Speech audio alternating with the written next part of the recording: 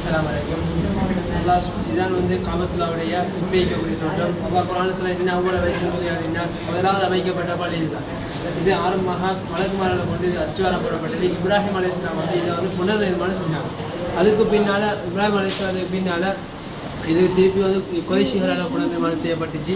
அதுக்கு பின்னால் குறைஷிகள் புனர்நிர்மாணம் செய்யப்பட்டு உங்களுக்கு ஒரு பிரச்சனை ஏற்பட்டது. ஹஜ்ஜுல் அஸ்வத் கல்லை யார் வைக்கிறது ஒரு பிரச்சனை ஏற்பட்டுச்சு.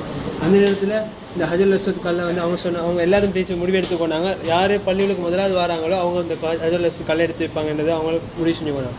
அந்த நேரத்தில் நபி ஸல்லல்லாஹு அலைஹி வஸல்லம் பள்ளிகளுக்கு நுழையிறாங்க. அவங்க அந்த ஹஜ்ஜுல் அஸ்வத் கல்லை எடுத்து வைக்கிறாங்க.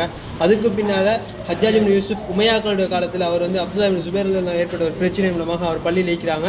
அவருக்கு கல்லடிக்கக்கூடிய அந்த கல் காபத்துல்லாஹ்ல படுது. காபத்துல்லாஹ் சேதமாகிய பொழுது திருப்பி அவரே அந்த காபத்துல்லாஹ் புனர்நிர்மாணம் செய்கிறார்.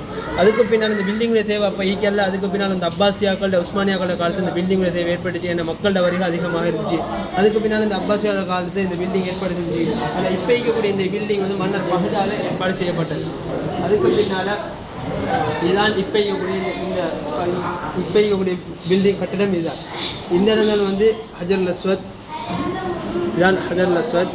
இது பேரே ஜம்சம் நினைக்கிற இந்த இடத்துல அன்றைக்கி ஆனால் இது இப்போ மூடப்பட்டிருக்குது. இது மக்காம் இப்ராஹிம். இது மக்காம் இப்ராஹிம். இங்கே இந்த இடத்துல இதான் தங்கப்பீலி. ஹதீஸ் இது கீழே கேட்கப்படக்கூடிய இதுவா கபூல் செய்யப்படும் என்பதாக குறிப்பாக இது ஹத்தீம். இந்த இடத்துக்கு இதுக்குள்ள தொழுதா காபத்துல்லாஹ்வுடைய தொழுகைக்கு நன்மை கிடைக்கும்.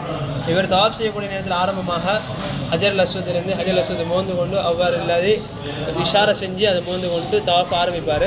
ஆரம்பித்து இப்படி ஒரு ரவுண்ட் வரக்கூடிய இடத்துல ஒரு தவாஃப் முடியும். 7 தவாஃபுகளையும் செஞ்சதுக்கு பின்னால் தவாஃபுடைய 2 ரக்காத்தை மக்காம் இப்ராஹிமுக்கு பின்னால் நின்று தொழுவார். அதுக்கு பின்னால் அவர் சைக்காகன்னு சொல்லி அங்கே போவார். சஃபா மலைக்கு போவார். சஃபா மலைக்கு போயிட்டு ஆரம்பமாக சஃபா மலைக்கு மேலே ஏறுறதுக்கு மாதிரி செஞ்சு வச்சு ஏறி காபத்துல்லாஹ் பார்த்து துவா கேட்பார். துவா கேட்டதுக்கு பின்னால் அவர் சஃபாவை ஆரம்பிப்பார்.